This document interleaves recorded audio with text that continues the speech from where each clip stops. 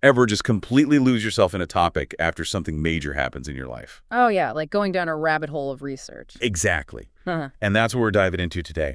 We got this book review, right? And it's called WTF Just Happened.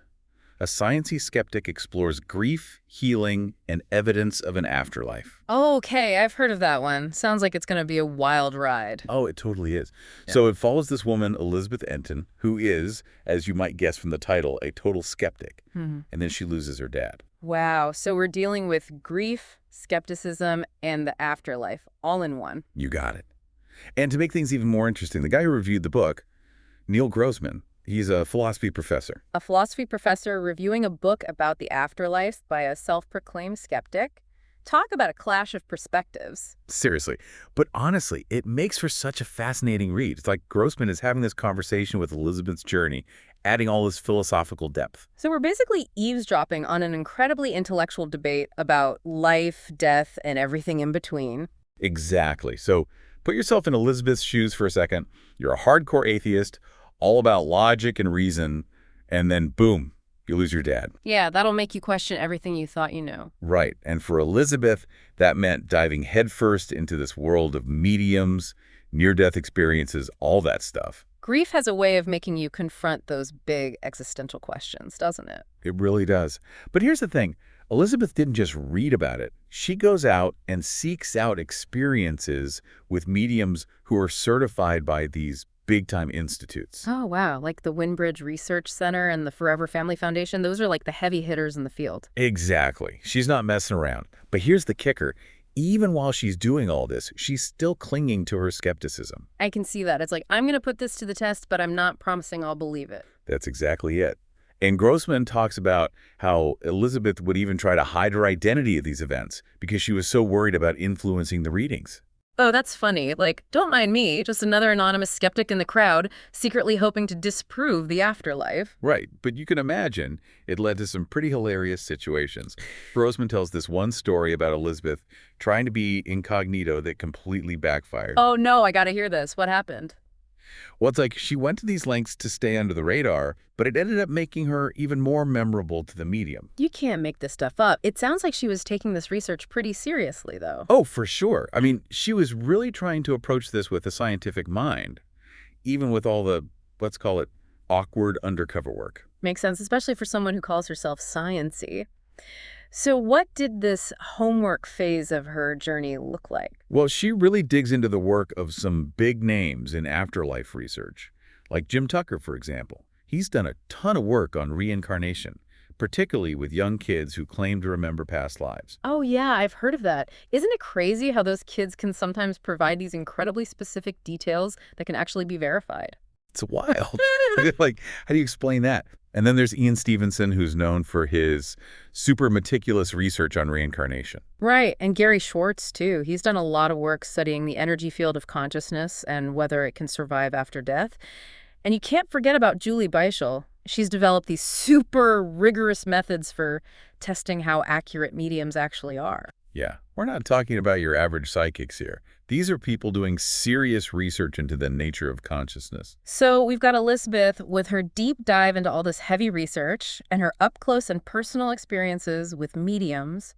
What happens next? Well, here's where things get really interesting. It's like all that research, all those mediums, it's like it opens something up for her, you know? Yeah, like she was priming the pump, and then suddenly, bam, she starts having her own inexplicable experiences. Whoa, can you imagine? You're deep in this world of afterlife research, and then all of a sudden you start having these things happen to you. It's one thing to read about it, but to actually experience it firsthand, that's got to be intense. Intense is an understatement.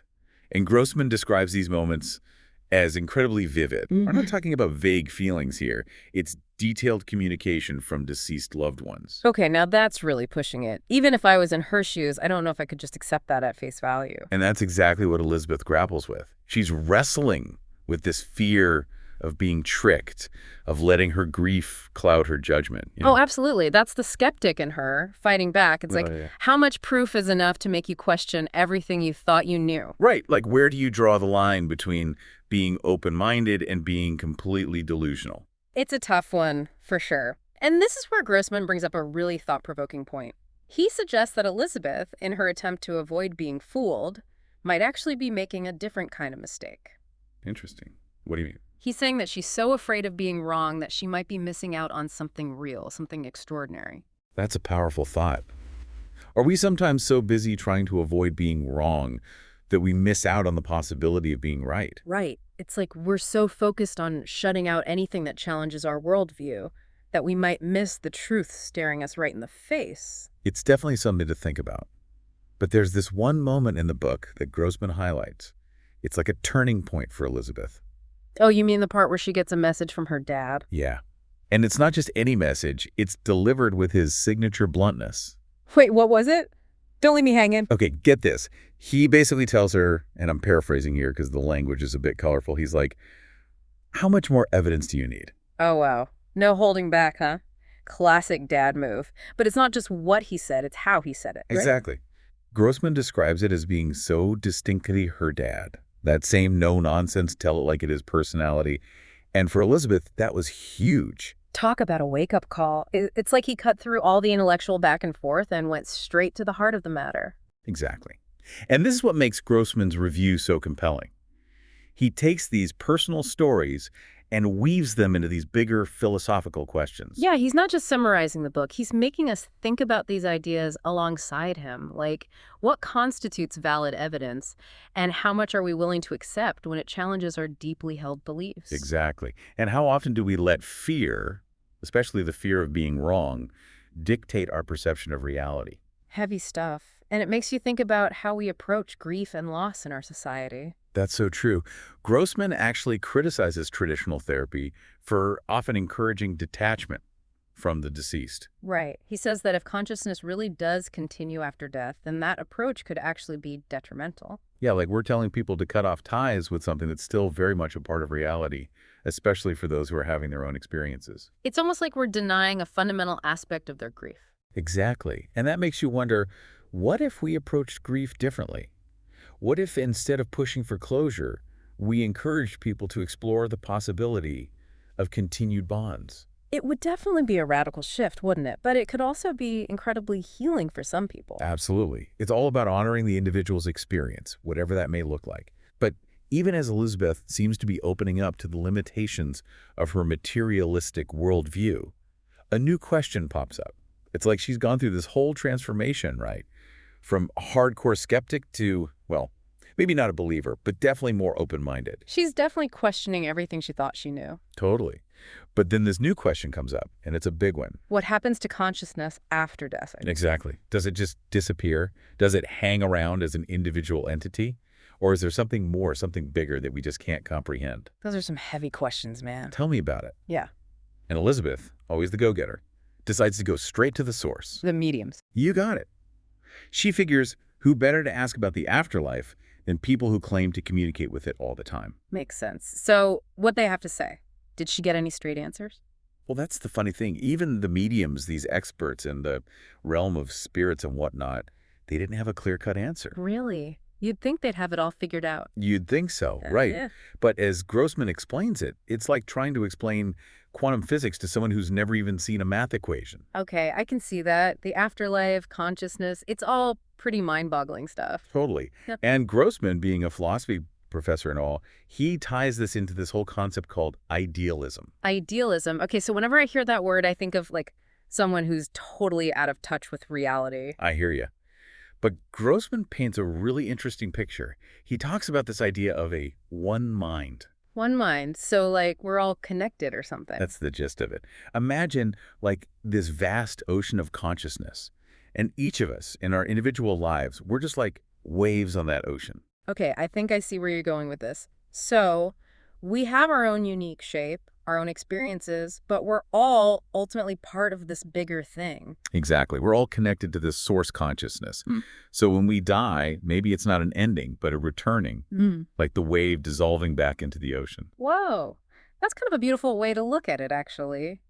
But if that's true, what happens to our sense of self, our memories, everything that makes us us? It's the big mystery, right?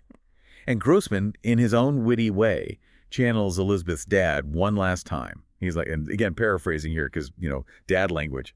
Who the heck do you think you are? You're not just some skin-encapsulated ego. You're that universal consciousness just doing its thing as you. Okay, that's classic dad wisdom right there. So it's like he's saying we're both individual and part of something much greater, all at the same time. Exactly. And honestly, I don't know if there are any easy answers, but I think that's part of what makes this whole topic so fascinating. It pushes us to confront the big questions, the ones that don't have simple solutions. Totally. It's about exploring the possibilities, being open to what we don't know, and maybe even finding a bit of comfort in the mystery of it all. I love that. It's like Elizabeth's dad was saying, don't get too hung up on the details. Just be open to the experience. Yeah, embrace the mystery. And who knows, maybe asking those big questions is what it's all about. Maybe that's the whole point. So here's a thought for you to chew on. If you could ask a medium anything, what would it be? Would you be looking for proof, or maybe a message from a loved one?